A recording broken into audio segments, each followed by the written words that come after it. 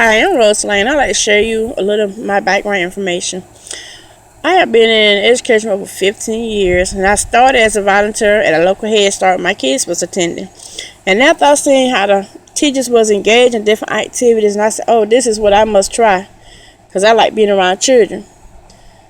Children is our future, and it's up to us to help them develop their skills. So I say, well, hey, I apply for the job.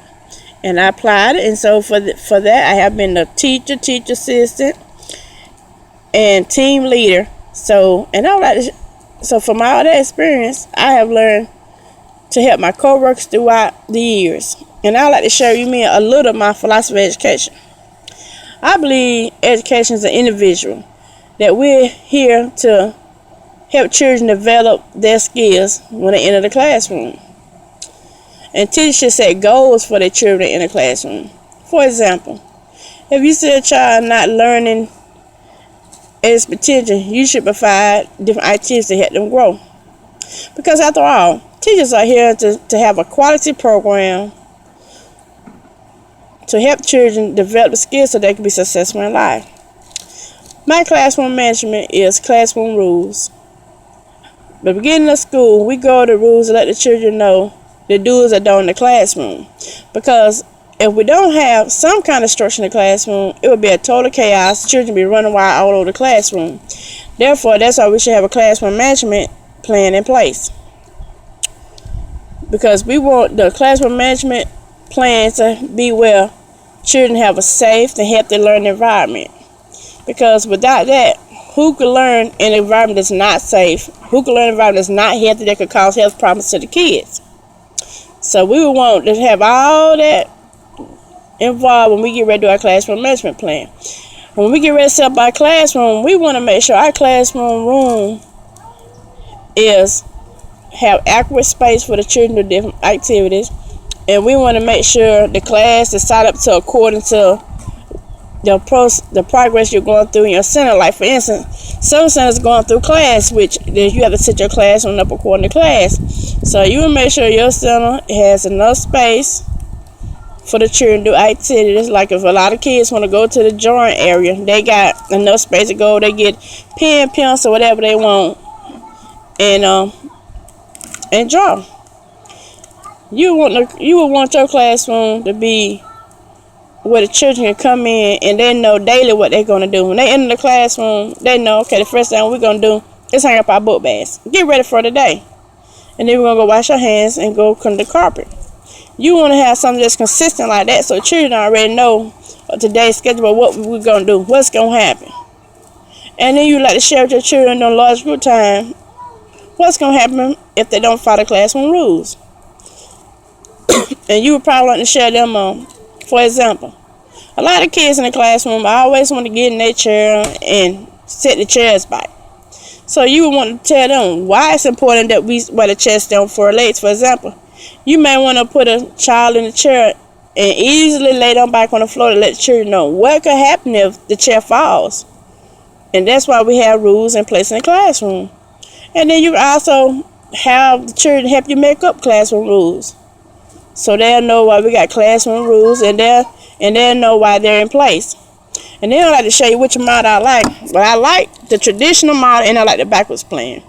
I believe that we can implement both the traditional and the backwards model plan for the kids, because all of them giving you feedback from the students, and then you provide outcomes for the kids.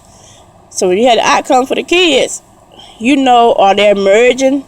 Are they learning? They recognize their name? Are they writing the letter T? With those outcomes, it gives you an outlook on what the children are learning and what you need to be doing as a teacher. You have so much different models out there for the kids to use, for the kids to use and teachers to implement in their classroom. So it's up to you to balance or not. Some people say out with the old, in with the new, but I believe in using both, because both of them is like a research tool. You can implement them throughout your classroom. Of course, you want to have skills that will foster. You want skills so the children can learn how to be successful in life, and you want things that to keep the children engaged in. Oh, Johnny's over there jumping rope. Oh, look at Billy. He's on there writing his first learner's name. You always want to have activities that promote the children learning. And I think the children play a role in learning progress because as you walk in your classroom and you think about, well, what are we going to do to help the children develop their skills for the day? So you decide on what lessons you're going to do for the day. Because the lesson plan you choose for your classes, they help the children develop whatever skills you want them to learn for that day. And so you look at, oh, okay, Johnny know how to hang up his coat right on the rack. Okay, you can mark that on your assessment. Oh, he know how to do this.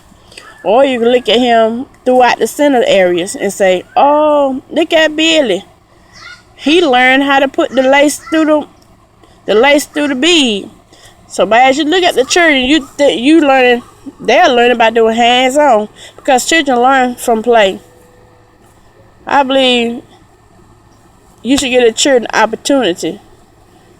For instance, I have a circle puzzle in my classroom, and it's hard because you have to match the facial with the facial that's on the board. So a lot of kids at first, I say, here's a puzzle. Do the puzzle, and all you gotta do is match the eyes with the eyes. And first they say, well, come help me, Miss Lang. I said, no, I'm gonna give you the opportunity to try to do it yourself. And by me giving them the opportunity to try to do the puzzle by themselves, they was able to match the puzzle up with the eyes, the ears, and they were so excited. And I went over there and gave them a high five, let them know I am so proud of them learning. And with different activities like that, children are able to develop skills. And then you can say, oh, he's processing, he learned to do one-on-one correspondence. So, it's all depending on what the teacher have planned for our class, what teacher strategies are you using in order for the children to learn your class. But the main thing is you should have children your goal, because they're our future and they're the leaders of the future. So with that being said, you as a teacher would want them to develop all the skills they have to learn at an early age. And then with that being said, some skills that we had taught in our classroom, just showing the children different stuff. They were able to go home and show their smaller siblings, hey, this how you hang out your coat. Hey, this how you do this. And with that, even not only was the children happy, they was learning in the classroom, but the parents was like, wow, Jenny just came home and told us he just put a puzzle together. And then that makes her to go out and buy materials for the child and thinking he can't do something because it's hard. But you first have to get the children an opportunity to learn. My thoughts of an inclusion professional community. I believe you should get the community involved in education. Because after all, we are individuals, our education their child. So you want input for the community. It don't matter what race or color they are, you want all them to be engaged in decision making. And if that's why some people have PTOs where they getting information from all the parents about stuff they want to go on in their classroom. Or if it's a Head Start program, you got a community representative that comes into the center and share with you different ideas and let you know what's out there in the community that could help your program. So it's important that you try to get everybody involved, invite everybody out, and in order for them to learn about your program, the first thing you need to do is make the first step.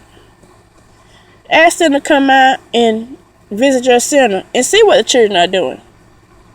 And then they can have a whole little outlook on, oh, okay, the kids doing this, kids doing that. And then they can ask you as a center manager, as a teacher, a cook, they can ask you, well, what do you need us to do? What you want to, in the community, hey, they just opened up a new store. Do you want us to try to help you set up a field trip to go to the market? So it's all about getting your community involved. I want to describe what would you expect to see when you first enter my classroom. When you first enter my classroom, you will see the children lockers, the cots. You hear music playing in the background, saying good morning. And the song instructor telling the kids, okay, good morning, hang your stuff, and get ready to start your day. And you will see my classroom arranged in class where you have the children tables aside in the different centers instead of still in one spot in the classroom.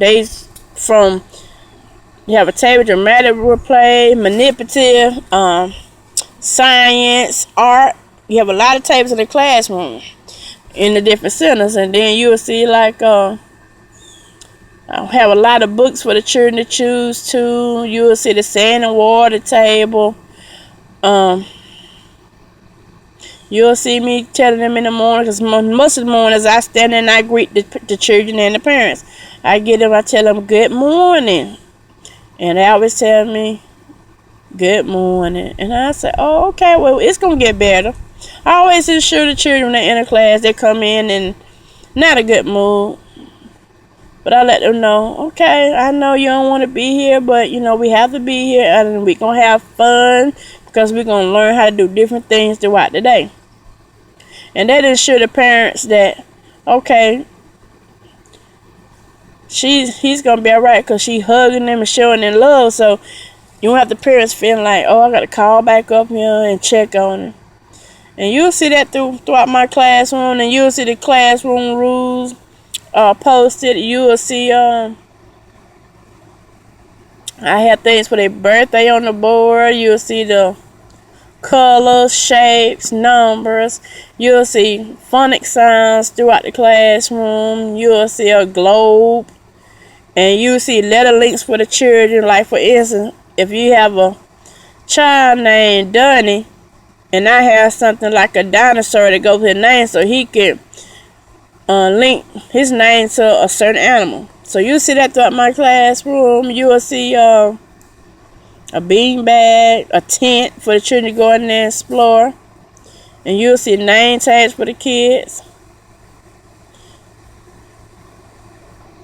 But most of all, I try to make sure the classroom is safe for the kids, because I always do like a safety check before the children in, and I do a safety check in the evening. Because sometimes children play and may break a toy. So at the end of the day, I always go through the different centers and toys and make sure everything's clean and safe, and wipe down shelf daily. And that's what you'll see in my classroom. You'll see me standing there with my apron on, telling the kids good morning, and telling the parents good morning, and let them know what's going on in our center for the week.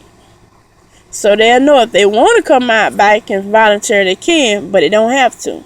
But we always try to engage in and telling the parents to come on back and volunteer in the classroom. And we also let the parents know that we're not only here for the kids, we're here for them also.